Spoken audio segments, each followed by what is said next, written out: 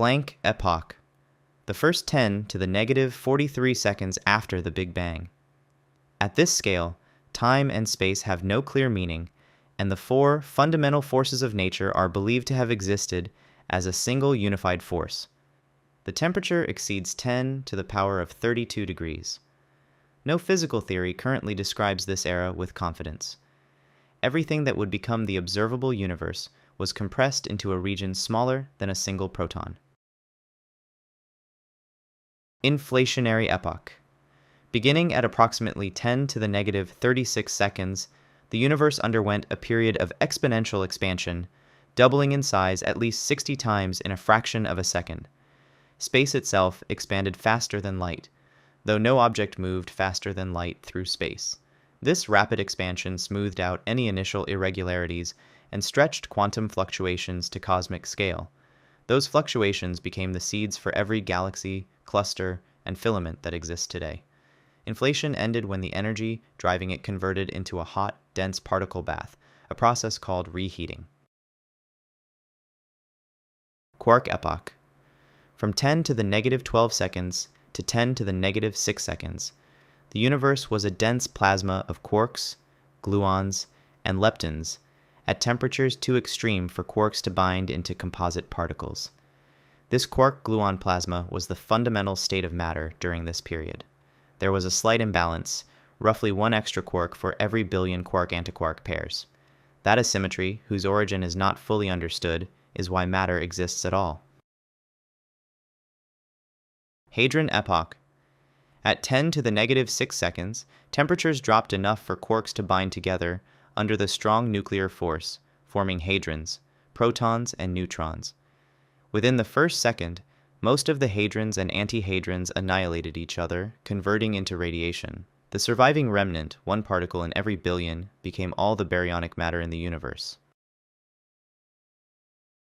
Lepton Epoch. From about 1 second to 10 seconds, leptons and antileptons dominated the energy content of the universe. Electrons and positrons annihilated in enormous quantities as temperatures continued to fall. Neutrinos decoupled from the rest of matter at this point, streaming freely through space. Those relic neutrinos still exist today, forming what is called the cosmic neutrino background. Big Bang Nucleosynthesis. Between about 10 seconds and 20 minutes after the Big Bang, temperatures fell into the range where nuclear fusion could occur, and protons and neutrons combined to form the first atomic nuclei. The result was roughly 75% hydrogen, 25% helium, and trace amounts of lithium and beryllium. Heavier elements could not form because the universe cooled too quickly. That predicted ratio of hydrogen to helium matches what astronomers measure in the oldest, least processed gas in the universe to within 1%, making nucleosynthesis one of the strongest observational confirmations of the Big Bang model. Every carbon, oxygen, iron, and gold atom that exists today was forged inside stars, billions of years later. Photon Epoch. For the next 380,000 years, the universe was an opaque, ionized plasma. Photons could not travel freely because they were constantly scattering off free electrons. The universe glowed, but nothing could see through it. Matter and radiation were locked together in a single fluid, oscillating under the competing forces of gravity and radiation pressure. The acoustic waves produced during this period left imprints on the distribution of matter that astronomers can still measure today. Recombination. At 380,000 years, the universe had cooled to roughly 3,000 degrees. Electrons and protons combined into neutral hydrogen atoms for the first time.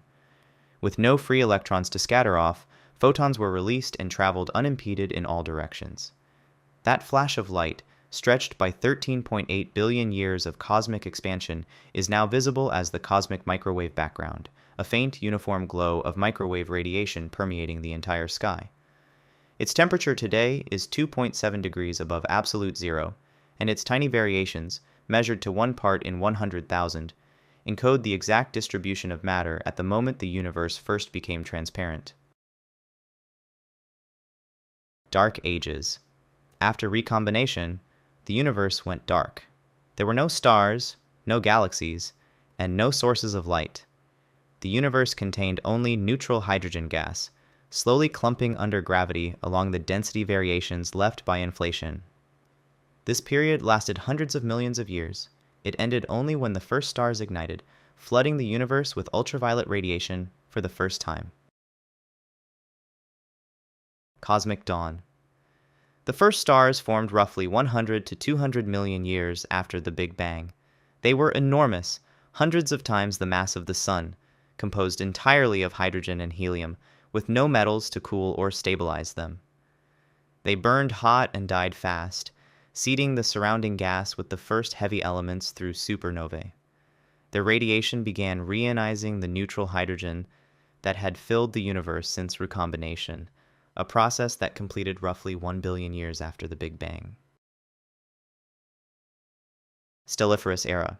From roughly 1 billion years after the Big Bang to an estimated 100 trillion years in the future, the universe is in the age of stars. Galaxies form, merge, and evolve. Stars ignite, burn, and die, recycling their material into new generations. The universe is currently about 13.8 billion years old, and well within this era. Star formation peaked around 10 billion years ago, when galaxies were colliding and gas was abundant. It has been declining steadily since, and will eventually cease entirely as gas is consumed, and the remaining supply disperses into the intergalactic void. Degenerate Era. After the last stars exhaust their fuel, roughly 100 trillion years from now, the universe will enter an age dominated by stellar remnants, white dwarfs, neutron stars, and black holes. White dwarfs will slowly cool over quadrillions of years. Protons themselves are expected to decay on timescales of 10 to the power of 34 years or longer, converting the remaining matter into leptons and photons.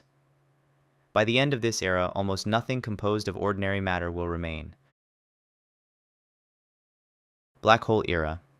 From approximately 10 to the power of 40 years to 10 to the power of 100 years, black holes will be the dominant structures in the universe. All other matter will have decayed or fallen into them. Even the largest supermassive black holes will slowly lose mass through Hawking radiation, emitting a faint trickle of particles into the surrounding void. The most massive black holes will take the longest, evaporating after roughly 10 to the power of 100 years. Dark Era. After the last black hole evaporates, the universe will enter its final state. What remains will be a sparse collection of photons, neutrinos, electrons, and positrons, separated by distances too vast to interact. The universe will have reached thermodynamic equilibrium, maximum entropy, no temperature differences, no usable energy, no further change. This state is sometimes called heat death. It is not an explosion or a collapse. It is simply the permanent, featureless end of all processes. Thanks for watching. What surprised you most? Let me know in the comments. Also, please remember to like and subscribe if you enjoyed this video.